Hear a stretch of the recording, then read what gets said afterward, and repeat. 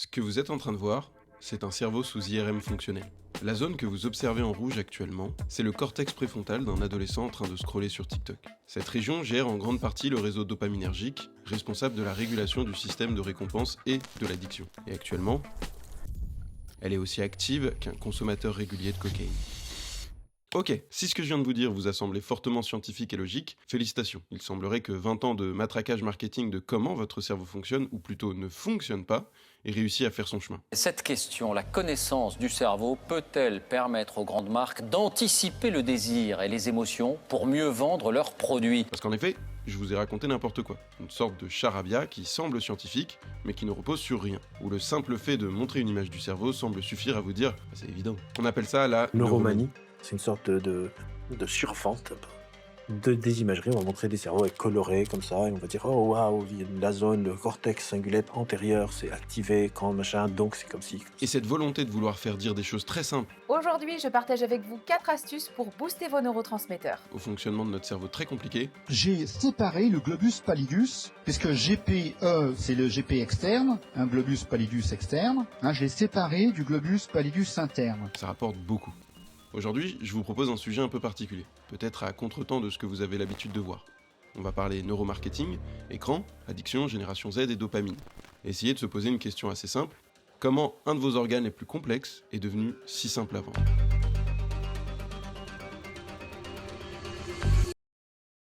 On est en 2009. Un neuroscientifique et son équipe du nom de Craig Bennett achètent un saumon et le placent dans un IRM fonctionnel pour calibrer leur appareil. Dans le jargon technique, on appelle ça un fantôme. Un témoin inerte servant globalement à calibrer l'appareil pour les patients qui vont suivre juste après.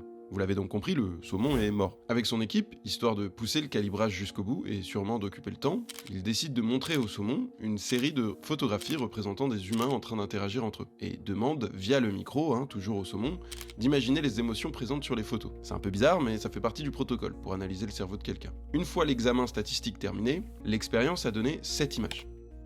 Le cerveau du saumon présente une activité cérébrale. Pire, ce saumon mort serait capable d'avoir une activité cérébrale quand on lui demande de décortiquer des émotions humaines. Ça n'a aucun sens pour vous ? C'est normal. Et pourtant, pour l'équipe de Bennett, l'objectif, quand ils ont présenté ces résultats, était clair. Les résultats d'un IRM fonctionnel, et par extension l'analyse du cerveau, sont encore à prendre avec beaucoup de pincettes. Car l'analyse du cerveau, en plus d'être très récente, comme pratique, est très compliquée. Très compliquée. Pour comprendre cet exemple, il est primordial de comprendre comment fonctionne un IRM. Et vous allez le voir, le simple fait d'avoir ces quelques éléments de compréhension va changer totalement votre perception de cette pratique. Globalement, il existe 2 types d'IRM. Si l'IRM structurel est une cartographie physique du cerveau, elle ne nous dit pas comment le cerveau fonctionne. Pour ça, on a inventé une autre technologie dans les années 90, l'IRM fonctionnel. Les 2 IRM fonctionnent de manière complètement différente, mais l'IRM fonctionnel, avec ses couleurs, est peut-être celle que vous voyez le plus depuis 20 ans, et qui sert d'outil aux articles de style « On a trouvé la zone responsable de l'amour dans votre cerveau » par exemple. Mais du coup, c'est quoi ces colorations ? Déjà, c'est pas le cerveau qui est activé, parce que le cerveau est tout le temps tout actif. Il n'y a aucune zone du cerveau qui est éteinte. Et cette mesure est une mesure très très indirecte. En gros, ça part du principe que tout notre cerveau est tout le temps en train d'être activé, mais par moment, pour une certaine tâche, certaines zones vont être plus sollicitées. On est parti du principe que ces zones qui sont plus sollicitées nécessitent un influx d'oxygène plus important. Donc en gros, on est en train de mesurer l'influx d'oxygène dans le sang. Par exemple, disons que vous voulez voir qu'est-ce qui se passe dans mon cerveau quand je lève la main. Vous allez me mettre dans le DRM, vous allez me demander de ne pas bouger. Vous allez prendre une photo de mon cerveau, et puis sans que je bouge, vous allez juste me dire « lève ta main ». Je lève ma main, vous allez prendre une autre photo de mon cerveau, et puis vous allez faire une soustraction. On appelle cette technique la technique de la soustraction cognitive. Vous allez faire une soustraction de mon image après la tâche et avant, donc ce qu'on appelle le contrôle, et les zones qui restent, vous allez vous dire « ok, ces zones qui restent sont potentiellement les zones du mouvement de la main ». Mais quand vous avez pris l'image contrôle et l'image quand j'ai bougé ma main, peut-être que moi au début j'étais en train de penser à mon trajet pour venir ici, et après j'étais en train de penser à ce lampadaire. Donc vous allez aussi avoir toutes les zones du cerveau qui sont liées à penser à ça, à penser à ci. Et donc après ça va passer, donc cette image qui est en train, donc cette soustraction cognitive de la détection de l'oxygène dans le sang à travers les atomes d'hydrogène, va passer par un algorithme de probabilité pour dire potentiellement on a tout éliminé, et c'est peut-être ces zones. Et les couleurs que vous voyez, quand ça passe de rouge à vert, c'est pas l'intensité de l'activation, c'est les chances que ça soit ces zones-là. Vous voyez où je veux en venir ? Pourtant, depuis des années, que ce soit via l'utilisation d'IRM fonctionnels, mais aussi à travers la chimie complexe de notre cerveau. Le cerveau d'un sujet amoureux, par exemple grâce à des techniques d'imagerie cérébrale, on va avoir plusieurs zones qui s'activent. On observe dans les médias et dans la culture populaire une sursimplification. Et pour citer Stanisław Lem, un auteur, il dit « Une sursimplification ne vaut pas mieux qu'un mensonge ». Qui sous-entend aussi une autre idée très importante, cette sursimplification peut entraîner de se concentrer sur le mauvais niveau explicatif. Cette notion qu'on appelle le bon niveau explicatif, c'est-à-dire plusieurs éléments ont différents niveaux explicatifs qui peuvent mieux les expliquer. Par exemple, les embouteillages, regardez une voiture, on ne peut pas comprendre un embouteillage. Il faut regarder plusieurs voitures ensemble. Tu peux étudier une voiture de toutes les manières possibles et imaginaires. Tu ne vas jamais comprendre un embouteillage en regardant juste une voiture. Tu ne vas jamais comprendre comment fonctionne une voiture en étudiant les atomes de carbone qui la font fonctionner. Tu dois regarder le moteur, c'est ça le bon niveau explicatif. Les humains, c'est la même chose. Je veux comprendre Alzheimer. Étudier le cerveau et les neurones, c'est un bon niveau explicatif. Je veux comprendre une dépression, non, parce que est-ce que la personne est déprimée parce qu'elle est dans une relation toxique? Le bon niveau explicatif, c'est le niveau interpersonnel. Et si je vous parle de ça, c'est déjà parce que j'aime beaucoup entendre Albert Moukébert en interview, mais aussi car le parallèle avec le marketing est finalement assez intéressant. Sursimplifier en choisissant un niveau explicatif qui nous arrange pour mieux vendre, c'est un peu la base du marketing en fait. L'exemple le plus courant est par exemple celui du marché des vitamines et des compléments alimentaires, où la promesse marketing peut être très très haute dans le niveau explicatif, améliorer le bien-être par exemple, et la réponse associée est très très bas sur ce même niveau explicatif. De la vitamine B aux extraits de ginseng m'aiderait à améliorer mon bien-être. Et si cette idée de choisir le niveau explicatif qui nous arrange pour vendre un produit est centrale en marketing, on peut voir qu'elle a été très bien transposée au cerveau via l'intermédiaire d'une molécule que vous connaissez tous maintenant, la dopamine. Il y a énormément de personnes qui souffrent dans la population mondiale de dépression, d'anxiété, de syndromes comme ça, non pas parce que génétiquement ils sont dépressifs ou anxieux, simplement parce qu'ils sont dans un état chronique de déficit de dopamine. Alors, si on parle de choix de niveau explicatif comme argument marketing, ça signifie pas que tous les produits et tous les services utilisent cette technique. Par exemple, pas vraiment le cas des hébergeurs web, et donc du sponsor de cette vidéo, O2Switch, qui est simplement un très bon hébergeur. Si vous avez besoin de créer un site, un blog, un CV en ligne, bref, tout ce qui se trouve sur internet et est accessible depuis un navigateur, vous aurez certainement besoin d'un hébergeur. O2Switch, c'est un hébergeur français qui dispose de ses propres data centers, eux aussi, en France. Premier bon point, la tarification elle est claire et elle est surtout unique, en fonction bien sûr de s'il s'agit d'un projet plutôt simple comme un site vitrine, un gros site e-commerce ou des besoins beaucoup plus importants. Deuxième bon point. Enfin, et c'est peut-être le plus important, le service client est très réactif, disponible 24 heures sur 24 et 7 jours sur 7. Pour le coup, c'est sûrement l'élément qui ressort le plus dans leur avis client. Troisième bon point. Et voilà, pas de fioriture, ni de niveau explicatif, juste un produit qui répond à un problème simple, héberger mon site internet. Félicitations, on a un bingo. Bref, si vous cherchez un hébergeur de très bonne facture, simple et accessible, surtout n'hésitez pas à aller regarder ce qu'ils font. Je vous mets tous les liens en description. Encore merci à eux de sponsoriser cette vidéo, et de notre côté, on retourne à ce principe de niveau explicatif pour le cerveau. Est-ce que vous avez entendu parler de l'étude Rat-Park ? En 1978, Bruce Alexander et son équipe publient une étude qui fera date dans la recherche sur les addictions. La finalité de leur étude est simple. Si des rats sont enfermés dans des cages seuls et sans interaction avec un distributeur de morphine, ils prendront la morphine le plus souvent possible, au risque de se laisser mourir de faim. C'est d'ailleurs peut-être une des expériences que vous avez en tête quand on vous parle de dopamine aujourd'hui. Cela fait écho aux expériences menées depuis celles de Skinner dans les années 30, récompense, plaisir, addiction, égale dopamine. Au milieu des années 50, de chercheurs américains mettent en place une expérience. Ils vont mettre des électrodes dans le cerveau des souris et ces souris, si elles appuient sur un levier dans la boîte dans laquelle elles sont situées, elles reçoivent tout de suite de la dopamine, elles reçoivent du plaisir et du bonheur. Et elles vont appuyer frénétiquement sur les leviers jusqu'à mettre de côté tous leurs besoins vitaux. Elles vont s'oublier complètement, elles vont plus manger, plus rien faire d'autre que d'appuyer sur le levier. Les électrodes sont placées dans le centre du plaisir sur le cerveau, c'est le circuit de la récompense, c'est aussi le centre des addictions. Mais l'idée d'Alexander était d'aller plus loin. Si on met les rats dans un parc avec d'autres rats et des jeux et de l'espace, la consommation de morphine diminuait fortement, voire disparaissait malgré le fait qu'ils étaient déjà habitués à la molécule pendant plus de 50 jours avant. Si l'étude est aujourd'hui impossible à répliquer d'un point de vue méthodologique, elle a permis d'un point de vue théorique d'ouvrir un champ complet de recherche aujourd'hui. Depuis, des milliers d'études ont montré un nombre de facteurs assez délirants, directs ou indirects, dans ces processus d'addiction. Bref, c'est très compliqué et surtout c'est très nuancé.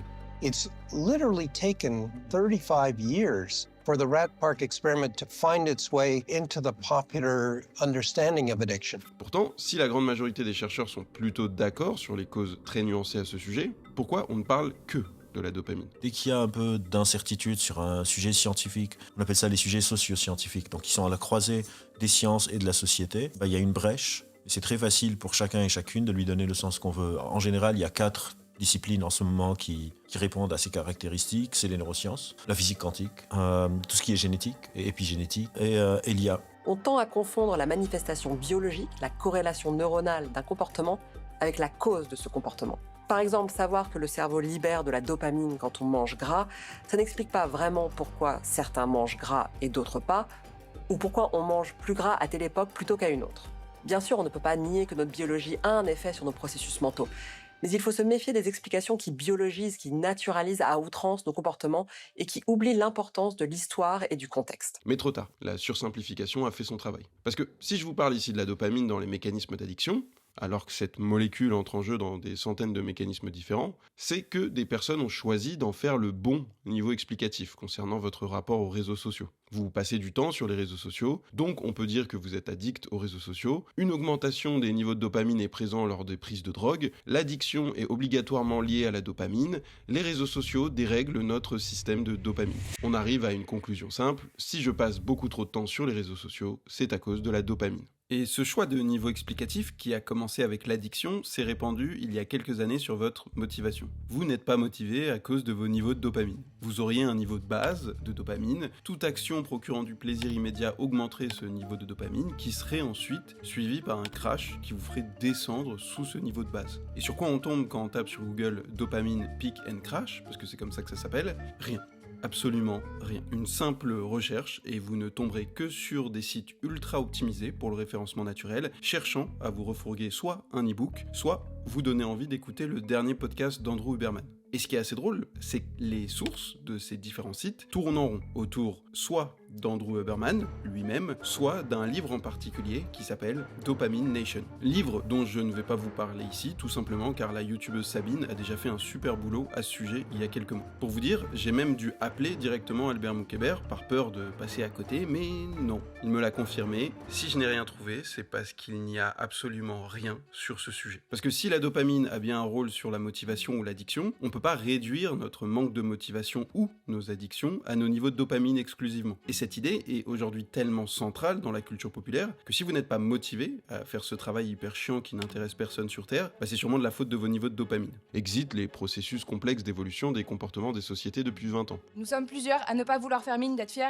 et méritantes d'obtenir ce diplôme à l'issue d'une formation qui pousse globalement à participer aux ravages sociaux et écologiques en cours. Exit les évolutions en termes de captation de l'attention par le design et des habitudes d'utilisation de nos applications. En gros, un dark pattern, selon la définition, c'est quand une interface, elle a été conçue spécialement pour te berner. Sous couvert de « oups, on n'a pas bien designé ». Exit les algorithmes de recommandation basés sur des systèmes neuronaux très performants à proposer le contenu le plus adéquat en fonction de ce que vous consommez. Okay, has anyone else noticed that your For You page has been a little too accurate lately? It hasn't been things that I'll Google or I talk about.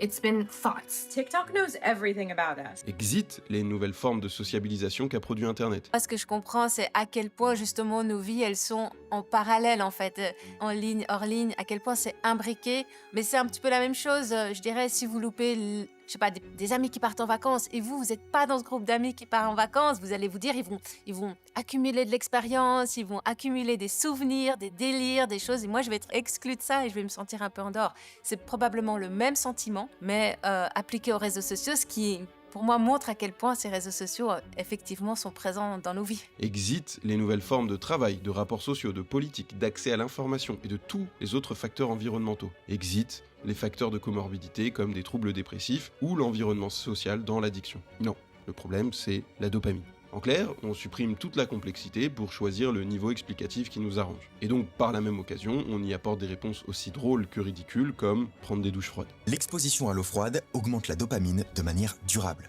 30 secondes suffisent, donc si vous voulez juste finir avec de l'eau froide, vous pouvez. Et s'il y a bien un secteur d'activité qui adore sélectionner le niveau explicatif qui l'arrange, c'est le développement personnel. Car selon moi, le niveau explicatif choisi par le développement personnel est presque toujours d'isoler les phénomènes au niveau de l'individu. Parce que l'individu, contrairement à son environnement, on peut lui vendre quelque chose. Tout ça disparaît sous le mythe un peu méritocratique du développement personnel, du « si tu veux, tu peux ». I'm gonna show you what to do to reshape yourself. ça la fout mal. Je gagne de l'argent sur le mal-être des gens. C'est difficile à assumer, peut-être. Qui va créer un problème assez majeur dans la société, qui est ce qu'on appelle la surresponsabilisation de l'individu, qui équivaut directement à l'invisibilisation du système. Donc vous devez partir du principe que vous allez réinitialiser au niveau de dopamine pour vous améliorer, et que vous arriverez à vous améliorer, et que vous arriverez à évoluer. On ignore la cohérence systémique, les injonctions paradoxales, les rapports de force, les rapports hiérarchiques, le temps de trajet, le salaire, les conditions de travail. En France, je pense que c'est juste que maintenant les jeunes ont compris que arrête de me prendre pour un compte, tu me payes de telle heure à telle heure, je ne serai pas payé plus ou valorisé plus si je fais des heures supplémentaires, mais à part fatiguer le salarié, il n'y a rien de concret. Et... tout ça est invisibilisé par votre personnalité, ou si vous êtes cerveau gauche, cerveau droit, ou si vous êtes aligné, ou si vous n'êtes pas aligné, ou si vous travaillez assez dur. Et donc, ça aussi, ça crée du ressentiment. On n'est pas tellement plus haut que cette méthode Coué qui essaye de se convaincre que tout va bien. C'est de la psychologie positive qui positive plus qu'elle ne pense la plupart du temps. Oui. Et on est très proche de vos sketchs, oui. N'oubliez pas, nous sommes des aimants sur Terre. Plus égale plus, moins égale moins. Et s'il y a bien une génération qui a été impactée par cette sursimplification, selon moi, c'est bien la génération Z. Parce que si cette génération est surtout connue pour être née avec Internet et les smartphones, elle est surtout, de mon point de vue, la victime collatérale de ce marketing qui ne dit pas son nom, dans tous les aspects de sa vie. Les jeunes sont-ils en train de réinventer notre rapport au travail, ou sont-ils tout simplement une génération de fainéants ? Wow! Alors, premièrement, et c'est peut-être important de le rappeler, savez-vous d'où vient cette catégorisation par génération ? La théorie générationnelle de Strauss-Howe remonte à la fin des années 90, quand deux historiens, William Strauss et Neil Howe, cherchent à justifier une sorte de théorie de la répétition dans les générations américaines. L'hypothèse est simple, même très simple. L'histoire américaine évolue par cycle de 80 ans. Chaque génération traverse des périodes d'influence de 20 années appelées tournants, et il y a donc 4 tournants à chaque fois. Une période haute, une période d'éveil, une période de crise et une dernière de clôture qui doit être une crise majeure de l'histoire. Bref, c'est de la pseudo-science, même de la pseudo-histoire. Premièrement, avec cette théorie, l'idée pour Strauss et Howe était plutôt de vendre une belle histoire aux entreprises en manque d'audience à analyser pour vendre leurs prochains produits. C'est d'ailleurs écrit noir sur blanc sur leur site. Nos produits et services aident les entreprises, les agences gouvernementales, les établissements d'enseignement et les organismes à but non lucratif à résoudre les problèmes de marketing et de travail et à exploiter les opportunités stratégiques. Deuxièmement, cette simplification n'a pas de sens. Si deux personnes ont beau faire partie de la même génération, elles ne vivent pas l'histoire de la même façon, en fonction du pays, de la zone géographique ou de leur culture, leur religion, mais aussi tout simplement en fonction des facteurs économiques et sociaux. On est encore une fois sur une sorte de sursimplification. Des groupes de personnes servent à extrapoler sur tous les autres humains. Et en neurosciences, on appelle ça des weirds. Parce que tout ce qu'on est en train de dire s'applique quasiment principalement aux sociétés dites occidentales. Et ça, c'est un autre biais énorme dans la recherche, il y a un chapitre dessus, on appelle ça les populations weird. Weird, ça veut dire bizarre en anglais, mais c'est un acronyme qui veut dire White, Industrialized, Educated, Rich and Democratic. C'est qu'on a découvert que la majorité des études qu'on fait en psychologie, en neurosciences, etc., les participants, c'est souvent des personnes blanches, de pays industriels, riches, démocrates et éduqués, très souvent des étudiants, très souvent des grandes écoles américaines, de Harvard, Stanford, etc. Et une fois qu'on a des études, une fois qu'on a les résultats, on est en train de généraliser leur fonctionnement sur toute une population, sur toute l'humanité. C'est-à-dire les humains fonctionnent comme ça. Et donc des chercheurs, il y a maintenant, je sais pas, 10 ou 15 ans, donc tout ça c'est assez récent, se sont dit ok, il y a ce problème du biais des populations weird, donc on va aller refaire certaines études chez d'autres populations et voir est-ce que c'est vrai. Et ils ont remarqué que non seulement ces populations n'étaient pas représentatives du fonctionnement de l'espèce, c'est que plein de fois ces populations n'étaient même pas représentatives de la population du même pays. Et si je vous parle de génération, c'est aussi car selon moi, le monde du travail est littéralement inondé par une vision totalement simpliste de ces nouveaux entrants. Quelle place donc pour le travail dans nos vies ? On voit des jeunes aujourd'hui qui demandent des horaires adaptés, de bons salaires, un poste intéressant et qui sont prêts à démissionner. Est-ce qu'on est face à une génération qui veut le beurre et l'argent du beurre, David Eberhard ? Mais aussi car au lieu de se remettre en question d'un point de vue organisationnel ou sociétal... Je suis une Gen Z, bien sûr qu'on n'arrête pas de me dire que ma génération ne veut pas bosser, alors qu'en réalité c'est juste qu'on n'accepte pas de se faire marcher dessus par les entreprises. Il semble plus facile pour lui de traiter un seul problème, l'individu. I got 3 people who quit because they said they were burnt out. And I was like, I know how much work you do. What do you mean you're burnt out? So I'm like, do you have another job on the side? How can you be burnt out? You know? Je cite ici le livre d'Albert Moukébert, la neuromanie appliquée au monde de l'entreprise obéit toujours au même principe. Individualisation de problèmes collectifs sous couvert de formules ronflantes, empruntant au vocabulaire des neurosciences ou de la psychologie. Changement de mindset, développement de la pensée en arborescence, ou encore la PNL pour programmation neurolinguistique qui n'est ni neuro ni linguistique. Et ce vernis qui mêle développement personnel, test de personnalité et pseudo-coaching scientifique, ça peut donner des situations comme ça. La dernière fois, j'étais contacté par une entreprise qui propose des services de psychologue à leurs salariés. Ils me demandaient si je voulais faire partie de leur annuaire. Et je dis genre non.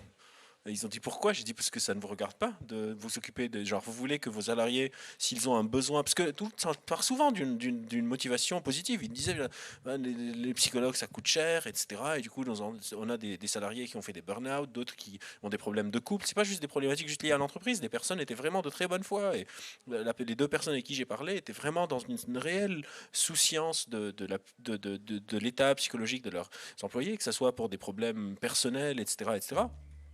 Et je leur ai expliqué, j'ai une autre solution pour vous. Dis quoi? J'ai dit, payez-leur plus. Et après, eux, ils peuvent se permettre de payer leur psy. Mais aussi un nombre incalculable d'injonctions qui obligent cette nouvelle génération, mais aussi les autres, à toujours se dépasser. Peut-être comme moi, comment est-ce qu'on en est arrivé là et pourquoi on est tombé si bas? Et ça tombe bien parce que dans cette vidéo, je vais t'expliquer pourquoi notre génération est partie en couille et comment toi tu peux en profiter pour devenir la meilleure version de toi-même. Pour que, quand ils le fassent, on n'oublie pas de les remettre à leur place. Parce que une des conclusions possibles de ce sujet, c'est peut-être ça. Sursimplifier, c'est sûrement très pratique en marketing, c'est très pratique pour construire des argumentaires de vente ou des histoires, c'est très pratique pour pousser un produit ou un service, mais qu'est-ce qu'on fait quand ces mêmes techniques sont utilisées de façon plus insidieuse? Qu'est-ce qu'on fait quand tout le monde s'est décidé à reprendre ces explications? Eh bien, félicitations, vous venez sans le vouloir de créer un véritable commerce de l'injonction. Productivité, bonheur, sexualité, carrière professionnelle, argent, psyché, addiction, maladie, tout est devenu source d'injonction, de pression et surtout de mélioration. Si une personne me dit, je vais être le meilleur chercheur au monde, je vais essayer de l'aider pour être le meilleur chercheur au monde, sans que moi je le devienne. Mais c'est très... ça ôte une dimension sociale qui pour moi est nécessaire pour notre espèce, et donc ça s'inscrit aussi dans une philosophie plus large de être la meilleure version de moi, faire le maximum de fric, être le plus beau, être le machin. C'est des injonctions qui, en tant que psy, font aussi beaucoup de dégâts. Et ces injonctions, qui étaient déjà présentes avant, sont devenues incontrôlables. Et si pendant longtemps elles étaient limitées d'un point de vue argumentatif, elles ont réussi à récupérer le domaine du cerveau pour se recouvrir d'un vernis plus scientifique. Et c'est peut-être pour ça que je voulais parler du cerveau dans cette vidéo, car il représente formidablement ce décalage entre une recherche foisonnante et complexe depuis des décennies et la façon dont il a été réduit à un simple produit ou argument pour vendre autre chose derrière. Pour vous dire, cette approche est tellement excessive qu'elle sert même à arnaquer les marketeurs entre eux. On appelle ça le neuromarketing. Il s'agit d'un terme qui s'est généralisé assez rapidement après que des chercheurs aient analysé le cerveau sous IRM fonctionnel de personnes buvant dans un premier temps du Pepsi, puis du Coca à l'aveugle, pour ensuite répéter l'expérience en ayant connaissance des marques. Et il se trouve que d'un point de vue statistique, comme on l'a vu plus tôt, des zones légèrement différentes du cerveau s'activent. En clair, le fait de connaître ou non la marque a une incidence physique dans le cerveau. Et cette expérience, elle est cool en vrai. Elle est drôle, elle est impressionnante, mais elle ne nous apprend rien de plus. Elle ne nous dit pas pourquoi on boit du Coca et pourquoi on boit du Pepsi. Elle a simplement permis de lancer un tout nouveau marché destiné aux très grandes entreprises ayant l'impression que cela peut aider leur service marketing. Ce qui a permis à des centaines d'entreprises privées de marketing de se faire chaque année des centaines de millions d'euros sur le dos d'autres équipes de marketing. Et c'est tout. Une blague en marketing, c'est d'ailleurs de dire que le neuromarketing, c'est un scam pour les grandes entreprises. Et en vrai, c'est plutôt ça. Bon. Premièrement, je suis pas neuroscientifique et je me permettrai même pas de vulgariser plus que ça cette pratique, d'où la présence très forte d'Albert Moukébert et de plein d'autres extraits tout au long de cette vidéo. Et vraiment, je vous invite à regarder ce qu'il fait. Par contre, le marketing, j'en fais depuis 10 ans. Et comprendre comment cette pratique est utilisée au quotidien, c'est un peu plus ma spécialité. Et si le marketing peut être très pratique pour pas mal de choses, il me semble assez important aussi d'avoir une vision critique quand il commence à utiliser des ficelles qui sortent totalement de ses propres capacités de compréhension. Encore une fois, je vous invite à une très grande prudence sur ce genre de sujet. On parle pas ici de vendre un pull Patagonia, mais bien d'impacter sur le long terme votre propre vision du cerveau. Une vision qui n'est plus juste simple, simple, mais bien simpliste, dans sa capacité à éluder tous les autres paramètres. Parce que cette vision simpliste permet simplement de mieux vendre. Et si ce choix simpliste de niveau explicatif me dérange pas spécialement quand une entreprise market quelque chose d'aussi futile et remplaçable qu'un ordinateur par exemple, ça peut devenir un peu plus problématique quand cela touche à des sujets plus sensibles, comme la santé, l'économie, la politique, les relations humaines ou votre cerveau.